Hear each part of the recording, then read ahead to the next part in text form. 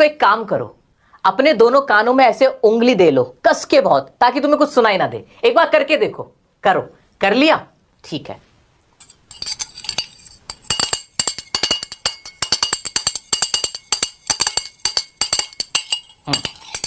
बाहर निकाल लो, उंगली बाहर निकाल लो, उंगली बाहर निकाल। आपको कोई आवाज नहीं आई होगी क्योंकि कान आपने अपने बंद कर लिए थे, आपको सुनाई नहीं दे रहा था। अगर मैं आपसे कहूं कि आप इसी हालत में से कान बंद किए ही आपको ऐसे ही ग्लास बजाना है, आपको उसका साउंड निकालना है, या फिर मैं आपसे कहूं कि आपको ऐसे ही कान बंद कर दिए जाएंगे आपके और आपको पियानो बजाना है, आपको गिटार बजाना है, आपको ड्रम बजाना है, क्या आप कर पाओगे? या मैं आपसे कहूं कि चलो इन्हें बजाओ मत, इन्हें सीखो, इन्हें सीखना है तुम्हें, कान बंद होंगे, सुनाई कुछ नहीं देगा, और आपको ये सारे जो म्यूजिकल इंस्ट्रूमेंट हैं, ये तबला वबला, ये सारी चीजें, ये आपको बजानी सीखनी है। क्या ये पॉसिबल है? नहीं, ये तो इम्पॉसिबल है यार। जब मुझे कुछ सुनाई ही नहीं देगा तो मैं सीखूंगा कैसे? लेकिन एक लड़की थी जो कि बहरी थी, जो कि डेफ थी, जिसे कानों से सुनाई नहीं देता था। 11 साल की उम्र में ही वो बहरी हो चुकी थी, उसको एक नर्व डैमेज हो गया था, उसको प्रॉब्लम हुई और मेडिकली वो डेफ हो गई। पर उसको शौक था क्या? इंस्ट्रूमेंट बजाने का, ऐसे इंस्ट्रूमेंट बजाने का, जैसे पियानो हो गया, जाइलोफोन हो गया, या फिर ड्रम्स हो गए, ये बजाने का शौक था। अब पता है उसने कैसे सीखा? कैसे सीखा? आप हैरान रह जाओगे सुन के। उस लड़की ने अपने शरीर के अंदर ये जो साउंड के वाइब्रेशन आते हैं उनको महसूस करके सीखा। क्या आप यकीन कर सकते हो? सुनाई नहीं दे रहा है, कुछ सुनाई नहीं दे रहा है, जो साउंड चल रहा है दबड़ धपड़ धमड़ धमड़ घमड़ घमड़ बड़बड़ बड़बड़, वो कुछ सुनाई नहीं दे रहा। टन टन टन टन टन टन टन टन टन टन टन,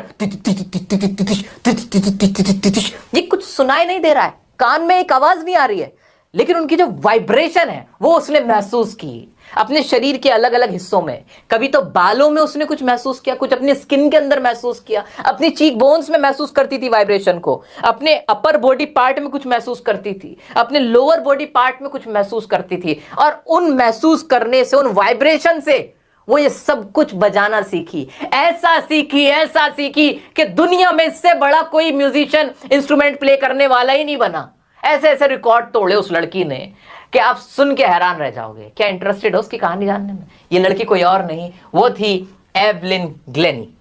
ये रही आपकी एवलिन ग्लेनी। इनको सुनाई नहीं देता है, और वो क्या है? She is a multi percussionist. Percussionist वो इंसान जो ताल से ऐसे तपड़ तपड़ अपने हाथों की कला से म्यूजिकल इंस्ट्रूमेंट बजाता है। ड्रम देखा होगा आपने, जाइलोफोन आपने देखे होंगे, ये सारी चीजें क्या, पियानो हो गए, ये सारे क्या ताल से बजते हैं। ये सारी चीजें बजाने का रिकॉर्ड है इनका। शी इज अ डेफ है, सुनाई नहीं देता है। Gives free concert for hospitals and schools और हॉस्पिटल्स के लिए फ्री में कॉन्सर्ट करती थी। दिल की भी बहुत बड़ी थी, दिल की अमीर थी। She von soloist of the year award. इन्होंने सोलोइस्ट यानी अकेले परफॉर्म करने का सबसे बड़ा अवार्ड इनको मिला था। इन्होंने लंदन के एक स्कूल में एडमिशन लिया और वहां इतने ज्यादा मार्क्स लाई, ऐसा रिकॉर्ड तोड़ा कि हिस्ट्री में वहां की इतने नंबर कोई नहीं लाया था, ऐसा रिकॉर्ड किसी ने नहीं बनाया था। ये वो हैं जिनको कह दिया गया था तुम्हें सुनाई नहीं देता है तो तुम सीख नहीं सकती, लेकिन सीखी तो ऐसा कि दुनिया में धूम मचा दी। तो अगर तुमसे कोई कहता है ना कि तुम्हारे बस की कुछ नहीं है, अरे तुम क्या कर लोगे, तुम्हारी तो अंग्रेजी खराब है, तुम्हारी तो शक्ल खराब है, तुम्हारी तो अकल खराब है, तो याद रख लेना एवलिन ग्लेनी को जो सुन नहीं सकती थी और उन्होंने पूरी दुनिया को सुनाया। फिर आओ इनकी कहानी जानते हैं। क्या गूज़बम्प्स आ गए इनके बारे में सुनते? क्या इनके बारे में सुनते आपके रोंगटे खड़े हो गए? हाँ, हो तो गए। मैं जब भी इनकी बात करता हूं मुझे गूज़बम्प्स आ जाते हैं। क्या शानदार व्यक्तित्व है, what a personality she is. आइए देखते हैं।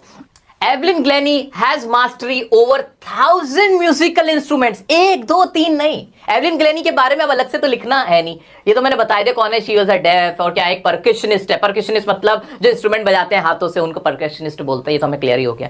तो परकशनिस्ट है, ये तो क्लियर हो गया। उनको मास्टरी है कितने 1000 यानी 1000 से ज्यादा म्यूजिकल इंस्ट्रूमेंट वो बजा लेती हैं। एट 11 जब वो 11 इयर्स ओल्ड थी, she lost her hearing power. वो लॉस्ट कर गई, खो गई, उनकी सुनने की जो शक्ति थी वो खत्म हो गई। Determined to lead a normal life. उनको डॉक्टर्स ने कहा कि आप ना अपना एक अलग स्कूल में, स्पेशल जो स्कूल्स होते हैं जो कि डेफ बच्चों के लिए होते हैं, वहां एडमिशन लें, वहां पढ़ाई करें, वहां वो चीजें सीखें। तो उन्होंने ना इस चीज को नकार दिया, कह रही मैं नॉर्मल लाइफ जीऊंगी। मैं अपनी इस कमजोरी को अपनी ताकत बनाऊंगी। और कैसे ताकत बनाऊंगी? मास्टर परक्यूशनिस्ट रॉन फॉब्स, इनकी लाइफ में इनका बहुत बड़ा रोल था। रॉन फॉब्स ये भी एक परक्यूशनिस्ट थे, वही तबलाकार, वही जो परक्यूशनिस्ट इंस्ट्रूमेंट बजाने वाले लोग हैं, वही थे Ron Forbes. He helped him to feel music not through her ears लिखा हुआ, ईयर्स होगा।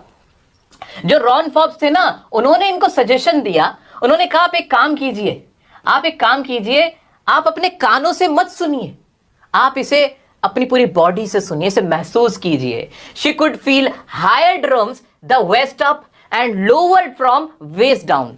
जो हाई नोट्स होते थे, जो हाई ड्रम होते थे, जो वो उसको कहां से सुनती थी? वो अपनी जो अपर पार्ट ऑफ बॉडी था उसे वहां महसूस करती थी। और जो लोअर ड्रम्स होते थे, लोअर जो ताल होती थी, उसे कहां से महसूस करती थी? अपने लोअर बॉडी पार्ट से महसूस करती थी। She feels it in the skin, cheek bones and in hair. वो अपने चीक बोन्स में, अपने हेयर में, अपने स्किन में भी वो सारी वाइब्रेशंस को फील करने लगी थी। कानों से नहीं सुनाई देता था। Vibration of music passes through wooden platform. जो वुडन प्लेटफॉर्म होता था जहां वो खड़ी होती थी और परफॉर्म करती थी, वहां भी जैसे वो धुन बजाती थी तो एक वाइब्रेशन आती थी, वो उसको भी फील करती थी। देख रहे हो एक डेफ इंसान वो सब कुछ फील करके इतना बड़ा पियानिस्ट बन सकता है, इतना बड़ा परकशनिस्ट बन सकता है, तो दोस्तों तुम क्या नहीं बन सकते हो? सोच के देखना एक बार, मेरे नन्हे मुन्ने बच्चों, मेरे आने वाले कल के सितारे हो तुम। आगे देखो, she got admission in royal Academy of music. Royal Academy of music में लंदन में आई थिंक ये है, उन्होंने एडमिशन लिया। Scored highest marks in the history of academy, highest marks. वहां की एकेडमी में कभी इतने नंबर किसी के नहीं आए थे, इनके आए। वहां जो म्यूजिक सीखा इन्होंने वहां पे, ठीक है।